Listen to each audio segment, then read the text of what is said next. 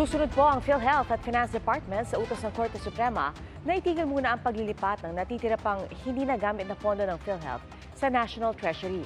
Pero hindi pa sakop ng utos ang mga nauna ng nailipat na pondo. Saksi, si Salima Refran. Halos 70 bilyong piso. Ganyan kalaki ang pondong sinasabi na hindi nagamit ng PhilHealth. Kaya ang Department of Finance pinasasauli ito sa Bureau of Treasury sa bisa ng Department Circular 003-2024. Alinsunod daw ito sa General Appropriations Act for 2024 para mapondohan ang mga unprogrammed appropriations o yung proyektong aprobado na pero hindi pa tukoy kung saan kukunin ang pera. Masidi ang pagtutol dito ng ilang health reform at anti-corruption advocate at budget analyst. Pero giit ng Finance Department at PhilHealth, legal ang hakbang na ito. At mula noong Mayo, nakapaglipat na ang PhilHealth ng kabuang 60 billion peso sa National Treasury. Ang mga tutol sa paglilipat sa Korte Suprema na dumulog.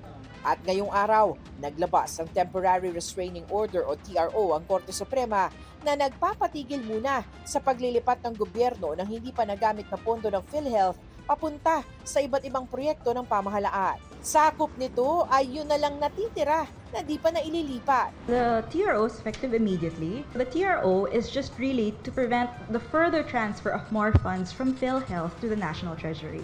Hindi pa sakop ng TRO ang pagbabalik sa nailipat ng pondo, bagamat kasama ito sa hiling ng petitioners.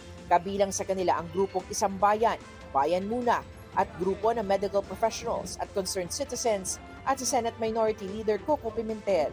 Consolidated na o sabay-sabay ng diringgin ng Korte Suprema ang mga petisyon ng mga grupong kumwe-question sa constitutionality o pagkaayon sa saligang batas ng paglilipat ng unused PhilHealth funds. Nakatakda ang oral arguments para dito sa January 14, 2025. Binigyan ng Korte Suprema ng 10 araw para magkomento ang mga respondent, kabilang ang mga leader ng Finance Department, Kongreso at PhilHealth.